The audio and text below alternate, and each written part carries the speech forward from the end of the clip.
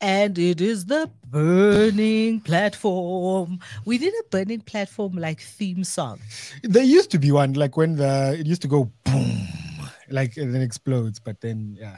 Do you think? But Do then you think it Gareth was? exploded, and then Do you think that explosion was repossessed when the when? yes, yes, that's it, because Gareth exploded. Now the explosion is gone. Nice meeting you, Mr. Leeto. Leeto, Hey, welcome, welcome, welcome. good morning. How are you? Are you growing your dreadlocks back after cutting them? Now you're No, growing them back. Where's Alangmo? no. The barber said this is the style of the young people, so that's what I. I'm not used to cutting my. I'm not used to cutting my hair, so the barber just like, okay, this is how young people look now when they cut their hair. I'm gonna cut their hair this way and then sort of like swai them like the dreads. And I'm like, okay, I'll go with it. And when I got to campus, the students were like, "Ah, sir, you look good." I'm like, okay, I'll stick with it. Oh, the students have approved. This Yes, is no. wonderful. The The students youth has approved the look. approved. Coolest Coolest brand brand. on campus. Say. Yeah. Thank you for coming on to chat with us. And I know you've got a whole lot of things that you want to talk about. But I actually, because you come from a mining town, I thought that we should start with the big mining story that has been developing this week, the GoldOne story. And I see it was also on your list of things that you wanted to talk about. For those of you listening who don't know what this is, GoldOne is a mining company out in Springs here in Johannesburg, about 50 kilometers outside of Johannesburg. And over the past couple of days, I think since Sunday, there has been what is being called a hostage situation where a whole lot of miners have been kept underground, and this is where it's being called a hostage situation by the SAPS. Yeah. Some of the miners have been brought onto the surface as of yesterday. Yeah, about 200 or so. But it seems that it is actually a conflict between the National Union of Mine Workers, which is the recognized union in that mine, and AMCU, which, as you will remember, became very big kind of in 2014 with the Marikana incident. Yes. Is actually wanting to become the new recognized mine. Leeto, you go first because you wanted to talk about this and labor relations in mines in South Africa. Yeah. So firstly, like I think we must give it a little historical context, right? Mining sit-ins are not actually uncommon in this country. When NUM came up, especially when it came up from the coal mines into the gold mines, the gold mines are typically the ones that you have not open cast mining, but you have straight down into the ground. The first time they did that, Mining. yeah, shaft mining. The first time they came into the gold mines, there were several sit-ins in the gold mines to demand better wages and better living conditions. Because if you remember, way back during the apartheid era, miners used to live in hostels and not at home. So there were those kind of demands that miners get to have homes and all of those things. And so there were sit-ins, especially so when a new So where sit-in is when the mine workers refuse at the end of their shift to come up onto the surface. Yes. And the mine wouldn't notice for a few days, just like they did now, because because these people started the sit-in on Sunday. Yeah. And then come out.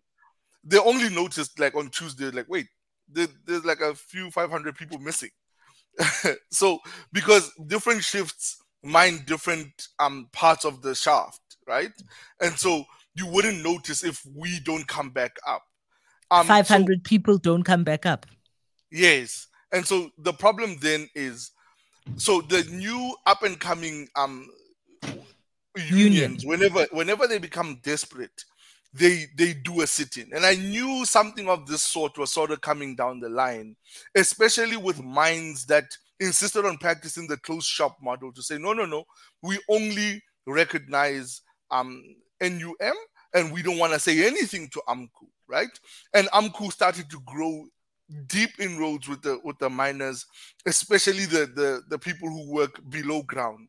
And so the supervisors, the ship supervisors, the surveyors and all of those are always NUM, but the majority of the people would be the miners that go underground. And so that was going to be the impasse. And miners have now seen Marikana and thought, well, if we stay on the surface and protest, either one of two things happen: we come and get shot, or the employer then threatens people and say, if you don't go into the mine, we don't pay you. So let's stay in the mine and see if they pay us still.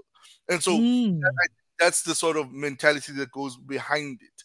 But as well, I think it's problematic to have the closed shop clause in our labor relations in South Africa, because it is a remnant actually that was brought by the Chamber of Mines to keep NUM out.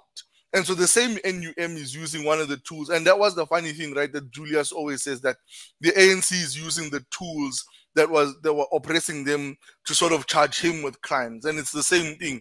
The tools that were used to oppress and to keep out NUM are being used to keep out the AMCU sort of union, and everyone is sort of doesn't recognize the danger in the closed shop model, I think, in South Africa, especially when it comes to mines, and how dangerous the situation could become. Because remember, even if we're all going down into the mine, if we belong to different unions, even if I don't belong to a union and you're sitting in, my leaving is a betrayal of that cause, right? And then so the narrative can change very quickly into a sitting becoming a hostage situation. And so, well, this is the thing that I kind of listening to this developing story on a couple of news networks over the past couple of days. And you're right, on Sunday, is I kind of keep thinking, what is the difference? How do you know that the people that are sitting in down there are actually sitting in of their own volition? Yes. Or are being compelled to stay because of a power struggle between these two unions? And maybe, Leeto, you want to explain to some of our listeners what a closed shop model is, because not everybody knows what this, we're not all from mining towns, so we may not know what a closed shop model is and what that, actually how that works for the miners and the employer, as the mining houses are called. Right. So with the closed shop model, so let's take it. We are mine A, right? So mine A finds itself presented with a union. Let's say it's the NUM that comes first, right? So NUM comes first and is the preferential union, and is told that, and presents to the mine that we represent the majority of the workers, right? Solidarity, for instance, would come in and say, no, we don't represent the majority of the workers, but we represent a certain class of workers. So it would be the supervisors and all of those. And so we would like to be in a different negotiating bracket because our people are in a different pay model and pay market, right? So the preferential negotiating partner would be the NUM. And so AMCU comes in, they get the majority of the underground workers, for instance, to join them, right? The problem comes when it comes for wage negotiations, which probably happened 2 to 3 months ago and have been continuing. The mine then starts to negotiate with NUM, which doesn't have the lion's share of members anymore. NUM agrees like they used to. So the problem that the miners actually have with NUM was they started to get cozy with the mines. And so if Leeto was sent to go and negotiate, I negotiate. During my negotiation period, I'm softened up by the mine. So I'm taken to Kaiser Chiefs matches. I'm given clothes. I'm given a car by the mine in order for me to be affable to the mining house, right? And so the next step is I get some nominal shares. So I get some shares while I agree to your wages, right? Now, in this instance, remember, AMCU is very clear about its position on wages. 12,500 or anything close to that, right? If you're inching closer to 12,500, AMCU loves you, right?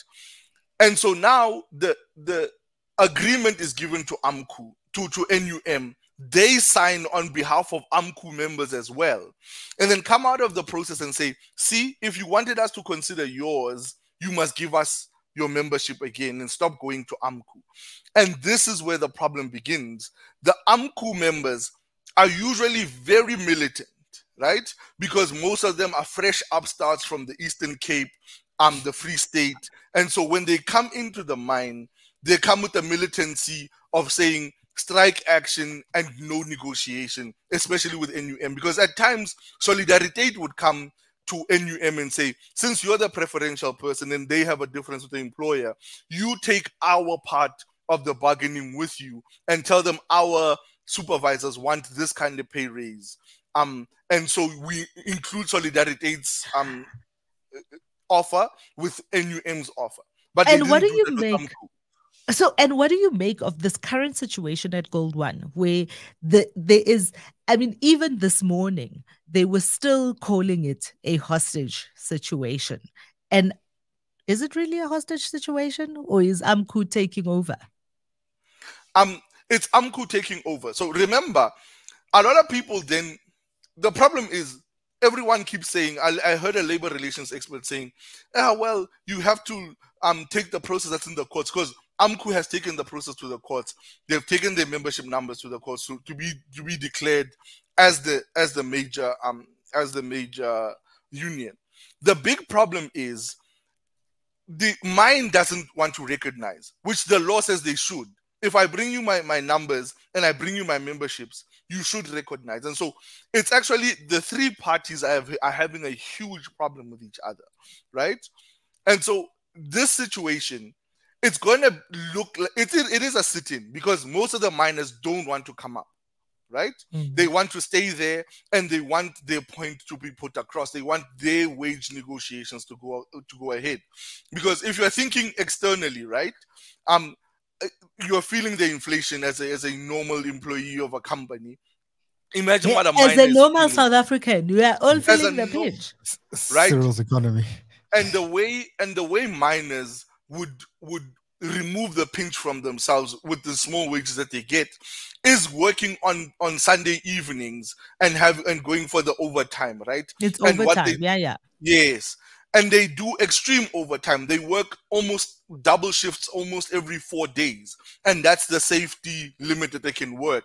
And if they're working on a Sunday, that means that they've worked their 4 days, had the mandatory 2 days of rest, and then had to go and work on Sunday. And so not coming up on Sunday evening is a way to protest, to say, but even with these shifts, we're not making enough money. We're not making enough money. Bakh'abantu, you wanted to add something to that? I wanted to ask, what does it take to be a union? Do you just need numbers? Like you're saying, you just... So to be a union, it's not just the numbers. You need to register. There's a huge registration period that takes about a year. And that's why in Marikana, at first, AMCU was just a name union and it wasn't registered. They were in the process of registering the union. Right? And so that's why, for the most part, in Marikana, they weren't recognized because they had no registration status. But now they do have the registration status. And so you can have a union, Bakh'abantu, and so, and unionize the people at Cliff Central. The numbers aren't the problem, right? So because you are going to be the first union there and have Phumi and 3 others, you are then going to be the first union and you would be the closed shop. If somebody else comes in, even though they have bigger numbers, they must prove to Cliff Central now that they have the bigger numbers. And so that becomes the struggle between the unions, and no sort of multilateral negotiations happen. I think that the additional, like... No, I was going to say last week, my current theme being, it's all about the money, right? It's all about the Benjamins. It is all about the Benjamins. And Joker's Atheist brings up a good point. You speak about a sit-in, Leeto, right? But so the way the law works, if your rights infringe on mine, then your rights become moot. You can't infringe on your someone else's rights. End where my nose begins. Exactly. Your right to punch ends where my nose begins. So it is a sit-in, but if 200 people escaped and they're using the word that we just escaped the shaft, then it is a hostage situation by definition. So okay, it is a hostage situation, yes, right? Because of, but also not just because of the way in which the mine is sort of like is shaped, right? If we don't want to move from one part of the mine, there's literally one other exit which is extremely dangerous, right? And that's why the people who escaped didn't want to use that option at first. So the major way to get in and out of the mine is through the catch, so the elevator for the mine, and that's the safest way. And so if we're saying we're not going out, right? And remember, we don't all mine the same part in the shaft. we're at different parts, and so that was the difficulty that the police said tactically going in would be a problem because these people aren't in the same place; they're in different places.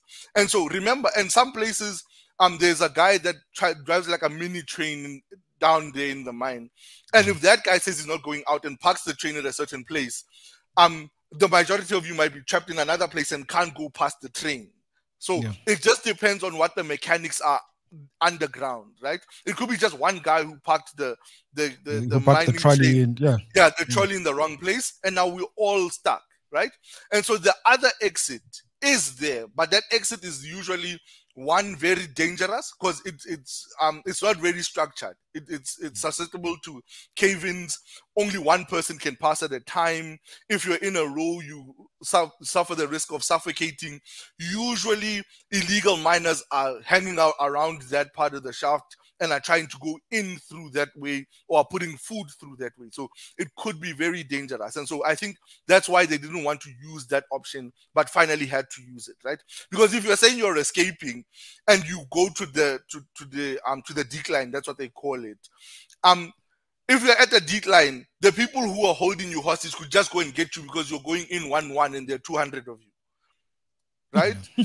And I think definitely one of the things that has come to my mind over the past couple of days, listening not just to this particular developing story, but also thinking about, because as it happens in South Africa, when a story of this nature comes to the fore, this is when we start having the conversations that say, maybe we need to be rethinking about labor relations, not just, and in this instance, not just the closed mine, the closed shop experience, but also a more inclusive way of dealing with the labor market, more than just one union being represented.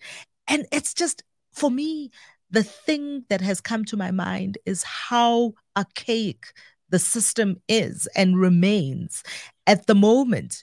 So all that they've done is they've just replaced one union, which only negotiated for a small strata of the employees, with one that maybe negotiates for the majority, and the majority has shifted in what they want, and they've shifted to a new union. But the fact that you're only willing to deal with one as the employer, you're only willing to deal with one union, is what is the problem here. I think it's a huge problem. And the fact that we have no sense of multilateralism in South Africa, even in the private sector, right? Because the private sector is this bastion of efficiency. If we had multilateralism, when you negotiate, right? Because every time I've listened to mine negotiations, even when NUM was in the fore, every time Solidarity would agree to an agreement and NUM would still be sticking out, they now look like the crazy people, right? And then now you also have to look into what they're getting. And usually the holdout from NUM would not be for the people's wages. The wage would be stagnant and the mine would not want to budge, but would be holding out because of the number of shares I'm getting. And so then there's a problem. Or I haven't gotten a Mercedes, I've gotten a Toyota. Or maybe I haven't gotten the deal to transport the miners in my quantum. And so that would be the difference between the mine and the mine workers. And so the problem with AMCU now is that it's not been given the opportunity to even get to the negotiating table. To be in the room. Exactly. Because for the most part, the problem actually with emerging unions is not that they're not at the table. The problem with emerging unions is it's still miners, right? NUM, you'd get Zwelinzima Vavi character, somebody who's been voted for provincially, who now has a big house, who has a nice place in Johannesburg. Because one of the NUM members from Welkom had a huge house in Johannesburg, right? He had 6 cars. When he passed away, it was a huge scandal here. And everybody was like, wait, we thought he lived in Welkom. And everyone's like, no, he doesn't live here. He lives in Johannesburg. Because that's what the mine needs to give them, right? And so on the other end, the actual problem with new unions is you're going to be negotiating with miners who are actually not really astute at negotiating, who don't have the tactics locked down. They negotiate like miners. Most of them actually even need translators when it starts out. And so that process, I think, would have been such a great basis to build a solid basis for starting new ways of negotiating. Because the way we're negotiating now is the same way we negotiated almost 50 to 60 years ago. And so that for me is so, so bad in a South Africa that we're saying is growing, but it's not actually growing at all in the way we're thinking about making this country better and the new ways we could make it better. Okay, so devil's advocate, Mr. Leeto, right? Not everyone can get a seat at the table. Unfortunately, not everyone's voice does matter. The majority does rule. Yes, the majority can shift, says Phumi. So the Noom workers now go to AMCU, right? Because AMCU represents their needs and Noom has sold out. So, but what about the end goal here? Because if you're going to drive the business out, everyone loses. Because the way I'm looking at it from a business point of view, it's not, if you're not mining for me, then it's not profitable. So then I can shut down shop. Right. Then so what happens? What happens to the economy? Because, okay, so just a slight comment that you had, what you said, private sector is a bastion. It is, because it is the only effective tool that we have shown that can build an economy. Communism hasn't. Capitalism and the free market has shown, whether we like it or not, and there is a place for unions and regulation and whatnot and workers' rights. But at the end of the day, make money, then everyone benefits. A rising tides lifts all boats. Right. So let me sort of first push back on the not everyone can make it to the table, because strangely enough, the mine actually said to AMCU workers, while we're waiting for you to become the major union, workers can individually come to the table and negotiate their wages. So actually everyone can come to the table. The mine just refuses for everyone to come to the table in the way that they choose is best represents them.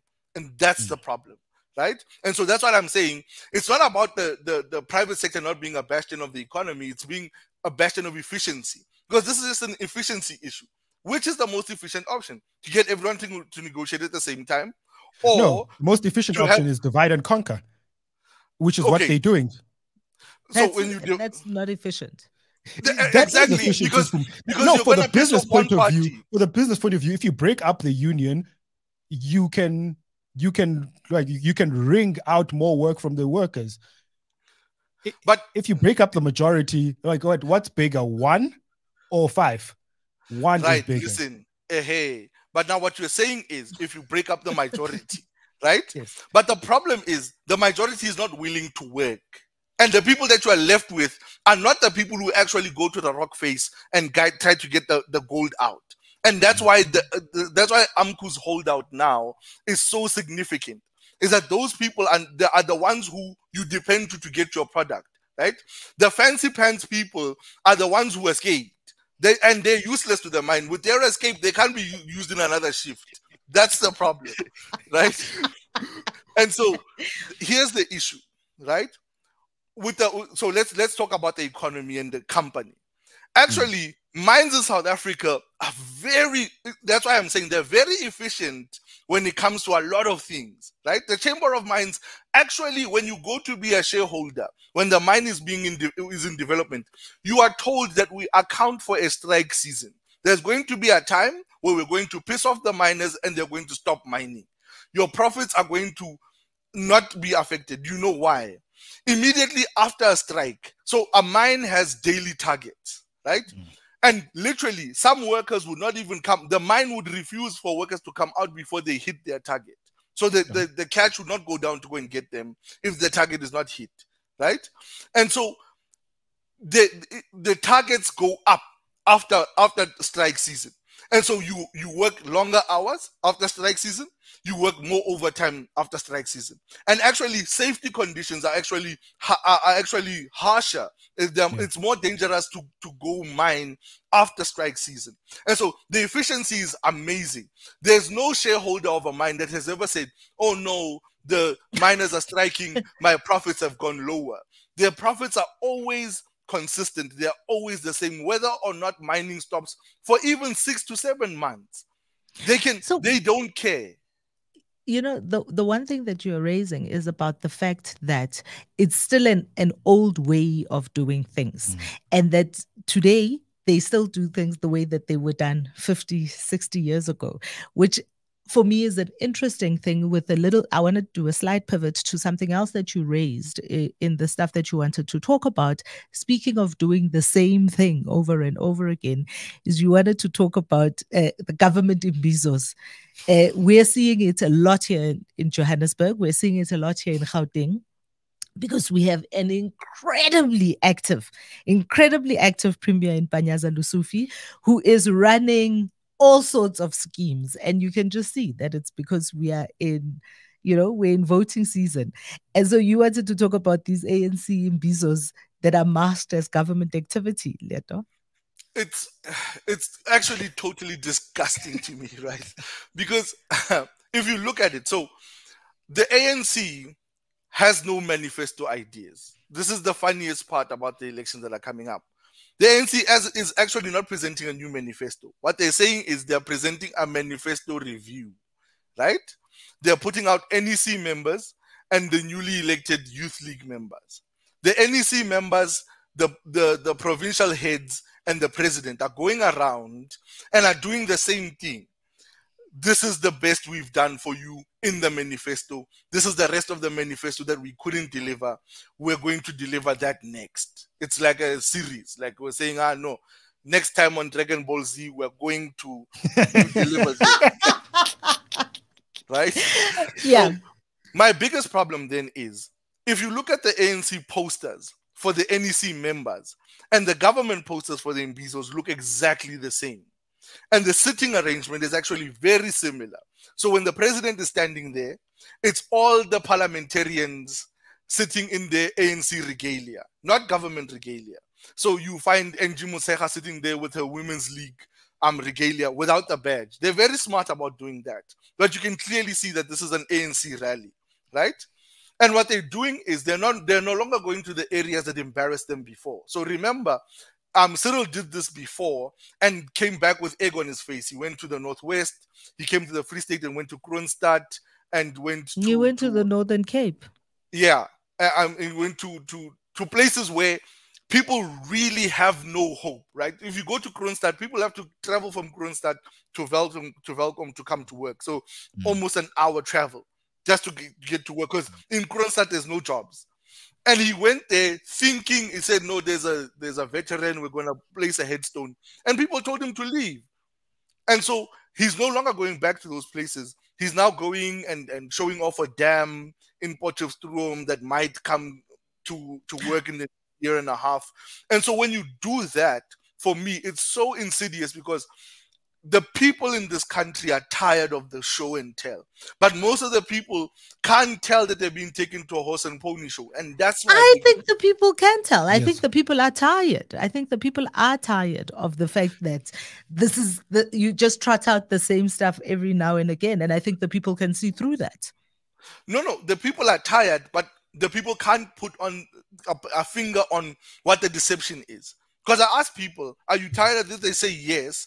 And I say, what is it that you're really tired of? What are they doing that's so wrong? And they can't put their finger on, this is actually deception, right? Because here where I live, in this joke of a town, it was actually on the news, national news, that 75 of our municipal vehicles have been attached, including dump trucks and all of these things. And the mayor goes to other towns to go borrow cars, right? And then, funny enough, during the news broadcast, they waited for them to go live so that a dump truck can drive past and stay.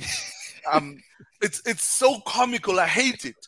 And so the problem is, remember, even when Cyril did it the first time, the people could speak to the officials and give them their voice. Now they're doing the king thing, right? So the mayors are the de facto chiefs. The mayor here in my town. This is a strategy, but this is a strategy. Are they not on strategy to be doing exactly this? This is the strategy of the ANC. We have been in government and we have delivered these things. This is a political strategy. They're trying to stay in power. Yes. But, how many other political strategies could you employ, right? But it's the exact same strategy. It is the exact same strategy that we are seeing in the Western Cape, where the DA strategy is to say, we govern better. Look what we have done here. Bring us to your town. We can do it in your town too. It's a political strategy.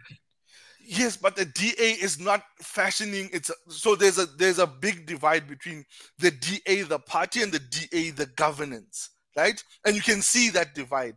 My problem is where the ANC starts to blur the line is where our money starts to bleed into the ANC campaigns and secretly move between the two. They use the same people to make the posters. The posters look exactly the same. They use the same shirts. The shirts look exact. And so the problem is my problem is the grubby hands of the ANC, right? They can't keep their hands to themselves and to their own money.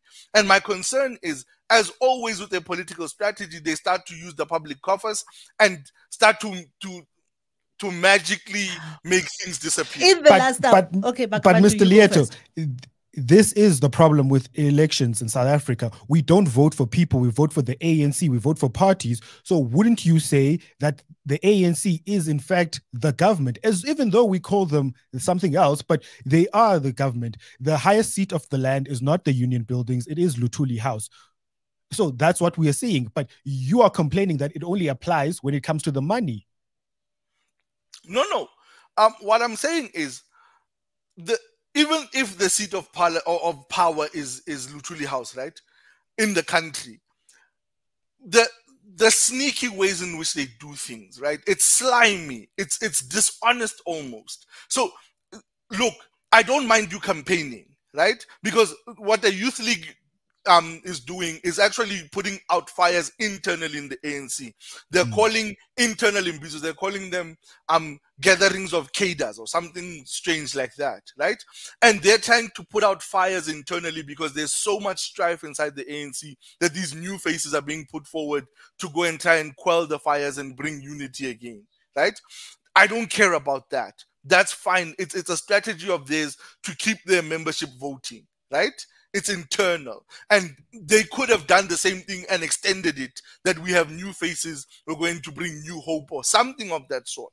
But what they do is they make this thin line between them and the NEC members where they could now start to share resources. And because we can't audit all of them all of the time, they probably are sharing resources and taking government money and giving it to the ANC. We were talking in the last hour about marketing and about how marketing works, and we're talking about Lyft. I don't know if you heard this, and they are the billboard in the sky, as it were. The ANC is doing the exact same thing. They are marketing themselves ahead of an election. And the only way they have to market themselves ahead of this election is to say, this is what we've done when we were in power. Yeah. It is, and all I'm saying to you is that it is the exact same strategy that we are seeing in the Western Cape. Why is it a problem for you that it's the ANC and it is not a problem for you in another party? Yes. You're not understanding me.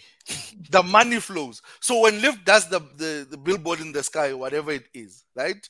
It doesn't sneakily take money from another rideshare company and mask it as their own money, right?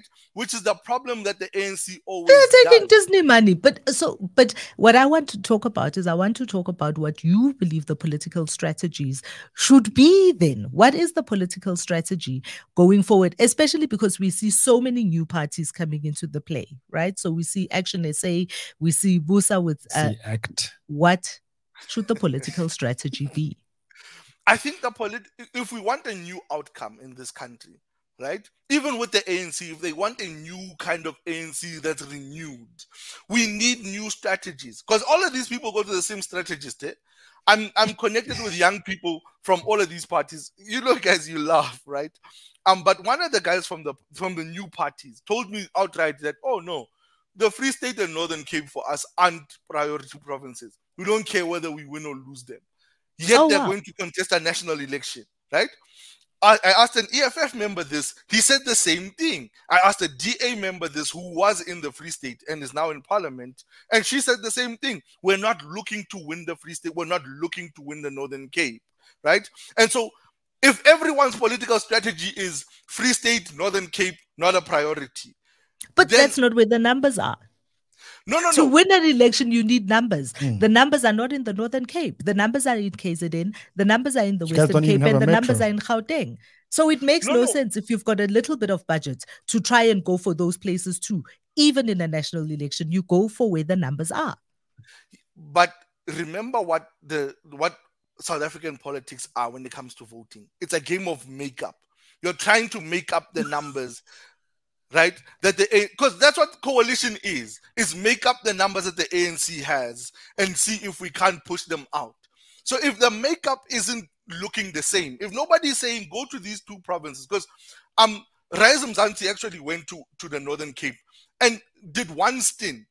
And then they did a 360 about them not being a priority province because they got there and people were hungry for a new party to be involved. And they looked and they said, well, this place looks like it's fertile ground to plant something. Yes, we might not win the election with them, but if we plant something now, the next time we're doing elections, they would recognize us. But because they go to the same political strategists and do the same old political strategies, and then next year, like crazy people, we're expecting a different result, right? We're expecting somehow that there's going to be a large shift in Johannesburg, that 8 million people are going to suddenly move from the ANC and suddenly flood into the other parties, which is, like I said, it's a game of makeup. Right? Where do we make up these people that the ANC seem to have a grip on? Maybe we could steal, in Johannesburg, we could steal 2 million people from them. Let's assume, right? And it's not only the EFF stealing the 2 million people, they're divided amongst all the other parties, right? Where do we make up the rest? And so my problem is, in South Africa, we seem to be locked in our ways in every sector. If one thing has been working since apartheid, this is our thing. Even though apartheid is dead, so it's apartheid's fault. No, it's not even apartheid's fault. Like, yeah. It worked in 94 for the ANC. So all elections are 94. And so that's the big problem. But 2024 is our 1994. Yeah. Oh, woman, please stop saying that. I hate it. Mr. Leeto, why do you hate it? This is their slogan. Yes. This is their slogan. That's the worst slogan. It's not 1994, right? It's worse than 1994. This is our most desperate time. If the ANC makes it into office in 2024, if it's 1994, because in 1994, what was the result? The ANC won. Stop saying it's 1994. Say it's something else. Say it's 1994. Bakh'abantu, you wanted to add something. No, I just wanted to see if Mr. Leeto saw this one. This big shift. This big shift in political spheres and political power. It's not a big shift. Do you think it is a big shift, Bakh'abantu? I don't know if she has a constituency. I don't think it is a shift, but it's more political theater than anything else. Also, she released a statement that only the EFF can end load shedding in South Africa. So I think that is powerful, right? From the person who saw the books thinks that the EFF can end load shedding in South Africa. So, and I saw there's a headline that there is another famous person that will be joining the EFF. I'm not sure if they will be joining the EFF because I also saw a video that had one of the big DJs from Ukhozi FM in KZN talking at an EFF rally, and I wondered if that's the big name that they were bringing across. So do you think this makes a difference, Leeto? These big names that are coming onto the EFF. I mean, they recently brought Jimmy Manye. They have now brought Busisiwe Mkhwebane.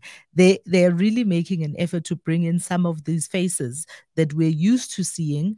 Busisiwe was not non-aligned at the time because that's the job that she was in, needed her to be non-aligned. Do you think that these big names are going to make a difference? Is this part of the political strategy for the EFF? Yes, it's to soften the crust that is Julius Malema, right? Soften the crust on the wound of South Africa. Because think about it. Even though we sort of at times sort of love Julius, he hits the right notes at times, but he's so crass about doing it, right? So we might love his results, we might even love his ideas, but the way in which he puts those ideas forward needs a Ringo to be standing next to him so that we remember he's still South African. Right? He needs the soft faces around him. Because really, nobody politically cares about Jimmy Manye. Nobody has cared about Jimmy Manye politically for years. Zwanele Manye. No. when he was in Velcom. So let me tell you the story of Jimmy Manyi. Jimmy Manyi used to be a miner in Velcom, and he wasn't in Zwanele then because he was heading up the union. That's how he got his nice house in Johannesburg. That's how he started to go to Johannesburg. Is he the one? Is he the one that got the nice house? Oh no, the one with the nice house no, died. The one with the nice house died. So it's not he started the foundation for nice houses in Johannesburg. Yeah. He insisted on the miners. Once he was elected into NUM, he insisted on being called Jimmy because the white people needed to know him with his English name. So I'm going to call him Jimmy for the rest of my life as a Welcome citizen. It's his name from here. That's how we know him. He's not Mzwanele. He's Mzwanele now that African names are popular. Yes. Yes. So you're saying nobody cares, but these faces are meant to soften the crust on the wound, you say?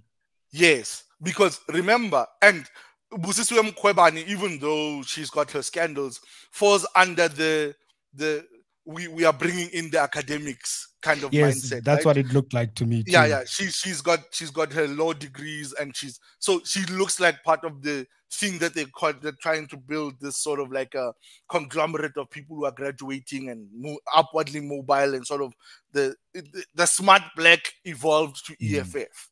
And that's sort of the strategy that they're putting forward, because Malema alone, I don't think gets them the votes that puts them over the hump.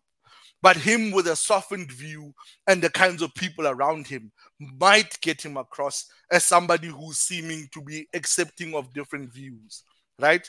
And it doesn't also look like he's trying to also not look like Bantu Holomisa and Teralekota at the same time. But you say that simultaneously the news of, I think it's almost 65 councillors and members of parliament who were expelled because they were not able to bring the buses to Joburg. I wanted to ask about this. Is at the same time, you know, and there was also another video of Ngizwe Mchunu, him of Azkale, lambasting basically Julius Malema for that decision. But which makes him a dictator. No. If you're going into the EFF, you expect such things, right? Because the first expelled for not bringing a pass. Aibo. Do you know how much they charge the parliamentarians that they have to contribute? Please I saw a breakdown. Of how much because I think it's almost 30% of their salary that they have to put back into the EFF, and they have to buy bakkies. Yeah. And they have to buy a bakkie to serve their community. And this is including the councillors, by the way. It's not just parliamentarians. Every office holder of the EFF has to give like a large amount to the EFF, right? And so you're expecting something stupid like that to happen. And the way Julius masks it is this: you have to be in tune with your community. It's not your money. You don't have to put out money yourself. But if you are an EFF member, if you're truly EFF, you'll go and source funds because we're tough like that. Because that's what he's trying to build. That's the brand. So EFF built tough can sort of fundraise anywhere and anywhere with anyone. And so if you fundraise, will allow you to do it, right? And that's the sort of crass part of Julius Malema. But he also has to do that because right now the EFF also has no time for freeloaders. It has no time for people who are standing still. It has no time for comfortable people like in the ANC. And ANC, you looked at that parliament when they were voting for the new public protector, and you were going, all over the screen, I'm going, who is this? Who's the person standing and shouting? Who's this? Because I was telling guys, you don't understand how there are 400 people in parliament. There are 400 people in parliament. Of the 400, I haven't seen 200 of them. I haven't seen them. It was the first time I saw them on that day, screaming and shouting like kids in a kindergarten, right? And so my problem is, you've never even seen those people, but they're there, and the ANC accepts that they're there, right? They might be there because they know somebody, they're a friend of somebody, somebody's my uncle, and now I'm in parliament. The biggest problem with the EFF is they can't afford any of those, because if you at any time get any of those freeloaders who don't fundraise for you, don't bring the buses, then there are a few less faces in the crowd of the EFF, right? The red sea that we're always seeing. And so FNB Stadium is not filled up for Julius Malema to raise his fist on the podium. And so the optics then don't look like what they should. And I get it, but still, his sort of crass nature needs a softening blow. And I think that's the only way for him to go over well with the voter base. Because even the young people don't like some of the things that he does. I don't understand why there is so much outrage on the fact that the EFF expects its deployees, members of parliament and councillors, to put in a certain amount of their salary back into the EFF, when at the very same time there is an expectation of DA members to bring in a certain amount of fundraising. There is the same expectation of Action SA members. I mean, we saw this on the news with Herman Mashaba and what some of those individuals who want to stand for positions within the party, how much they have to bring in terms of fundraising. So why the outrage for Julius when he says, we're going to send you to parliament or we're going to send you to be in the council and you must bring in some of this money back into the party? The party needs funds to run. Yes. Plow back. Plow back. Why would you be around? No. You're plowing back, right? That's fine. I get the plowing back. Everyone does it. That's the standard in South Africa. On top of me plowing back, Phumi, I'm now bring a bus full of people from Welcome.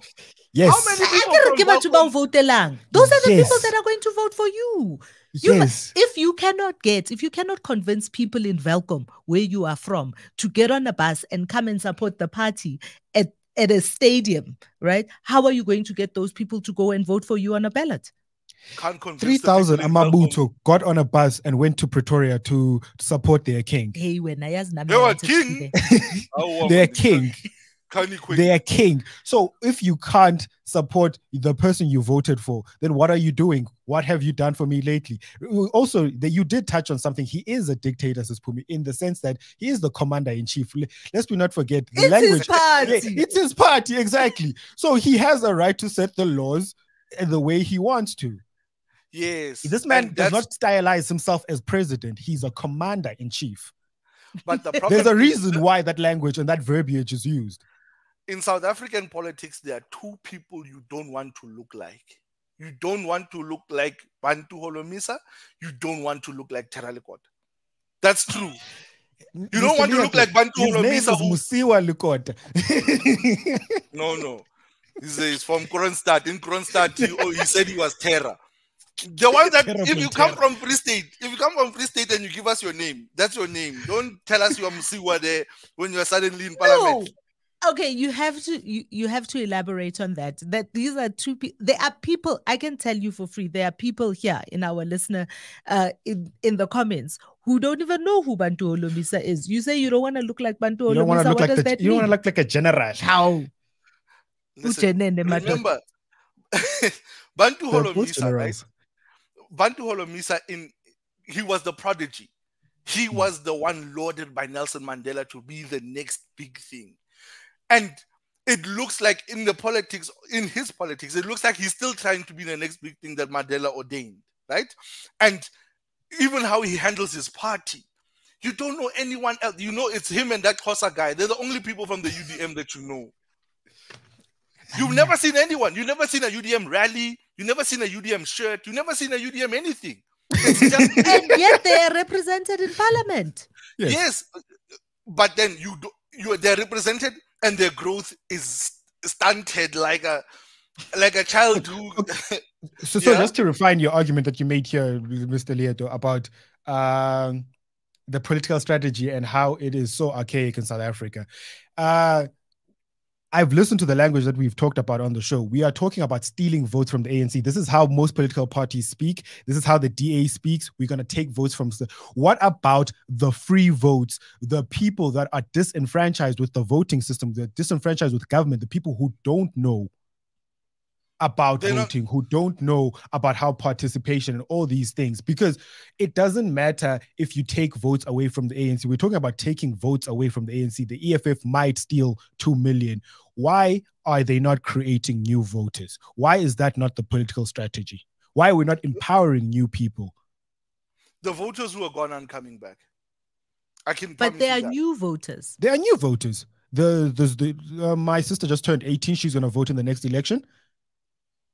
I looked at What is campus. you are I looked at the shaking your head. campus. You are shaking your head vigorously for those who can't see you. Why are you shaking your head like that? Talk to me about on-campus voters.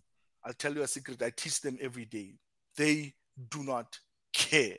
They, like, very simply, campus participation with campus voting has gone down so significantly that campuses have stopped inviting the IEC to come and conduct the elections. They just do it online now. That's how bad it's become. There's no large voter base. The SRC in most campuses not even voted for by 10% of the population of students. Literally, if your member is wearing a shirt, they're gonna go vote for you. All other students don't care. And so that the generation that's coming, the new voters, even the voters who haven't been voting, those people aren't coming back because they aren't impressed. And our political parties aren't even looking to impress them. The only person who's talking about them is Musi Maimane, and we don't actually know what Musi is doing with his party. So that's the big problem. The only person who's talking about those people is Musi, and nobody knows what Musi is doing. And so when we're talking the next election, these elections are almost, they're here. In political terms, it's 6 days away. And so you don't have time to get new converts to your cult of personality called a South African party, because that's what South African parties are. Nobody's going to love Herman in the next 3 months. If you don't already love him, nobody's going to love him. So what do you, because you teach them every day, Leeto, you have an insight that maybe most of us don't have. What do you think political parties should be saying or doing to excite those young people? And I've always been saying this. South African parties are really bad at mapping out the future, right? They're bad at saying, so they're saying, let's push out the ANC next year. But they're very bad at saying, what does it look like after the ANC, right? Because even if the DA says it will look like the Western Cape, if I'm black, I'm looking at it and going, Western Cape looks good in town, but Khayelitsha, where I'm from, it still looks the same. So the big problem is they're bad at mapping out. And one thing the ANC has done that's excellent is they'll map it out for you. They'll tell you that the 350 will probably be 650 next time. The grant might be more. They're good at mapping out, even with their mistakes. They're good with mapping out what the mistake doesn't look like, right? They'll tell you that the mayor was bad. It's a comrade who wasn't listening to through the eye of the needle. He didn't read. And they tell you what the problem is and what it looks like post the problem. They're very bad at applying those things, but they're very good at mapping them out. No party in South Africa, when you give them airtime on these hour-long podcasts, none of them come and say, after you put in Action SA, this is what it looks like. This is the first step, because these young people that I teach every day are more nervous about their futures than anything else. They are very jittery about it. They don't know where they land.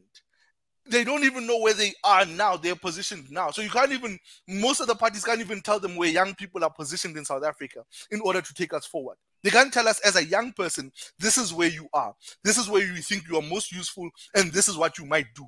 So if somebody comes in and says, we're going to do a youth service program, and not the yes thing, that stupid thing that Cyril does. We're going to do a simple youth program where you go into a government position. You are going to be a policeman. Even if you've graduated from university, you're going to be a nurse. You're going to be an administrator in a hospital. You are going to have a year of service in the army, anywhere. And this year of service, you'll then decide what to do afterward. The young people will then know, if when I come out of this university, or even if I'm in a township, if I take this step, I land in the army. If I take this step, I land in the police force and contribute. And then after that, I will plot my way, right? But you don't tell them this, and so they don't care. They're not invested in your program because it sounds like your program doesn't include them. They're not on social grants. They don't want to be on social grants. They're not part of the people that you're trying to give 350s to. And so they fall into this sort of like the nice term that they were using during the the Peace March protest was the missing middle. The young people in this election, the new voters, are the missing middle. We have no way to classify them. We have no way to promise them anything, and we don't have any mechanism of bringing them closer to us. They don't care. Bakh'abantu, you get the last word. Is Leeto right? Is this how young people are feeling? Is this how you are feeling going into the election next year? So currently I've only voted in one election because of how my birthday is structured. It's at the end of the year. So I've only voted in one election. I've never understood my fellow youth and my friend, to what Mr. Leeto is saying about mapping out. He did say that if we don't vote next year, and it struck a chord with me, is that these are the problems that we will face. Like Uti, it's a mere selfish decision that you need to take. It's not for the greater good of the country. He needs to vote for something that speaks to him, because to solve a future problem that he knows he will have. So if it means your future problem is xenophobia, vote for Action SA. If your future problem is the Land Act and you want the land back, vote for the EFF. But you need to take a stand. I think at this point, you just need to have a voice. We don't have the great, like you're saying, the election is right here. No one is speaking, but I think you need to participate, people. I think that's a good place to stop. Leeto, thank you for coming on. It's quite a lot of stuff that we spoke about. Spoke about mining, spoke about voters, spoke about young people, spoke about political mapping. I like that the young people going into the next election are the missing middle. And maybe we need to consider how we get those young people more interested. Thank you to everybody in the comments. Everybody, I see what you're saying. Patricia Vinele, Carl Dos Santos, Sanele, everybody in the comments, please pass this podcast to everybody. If you haven't already, you've got little 30 seconds. Like and subscribe to the podcast. Thank you for joining us. I'll see you next week on the Burning Platform. Thanks, Leeto, for coming. Thank you for having me, guys. It was such a pleasure. Thank you for keeping me company, Bakh'abantu. It was always wonderful pleasure, to have you here.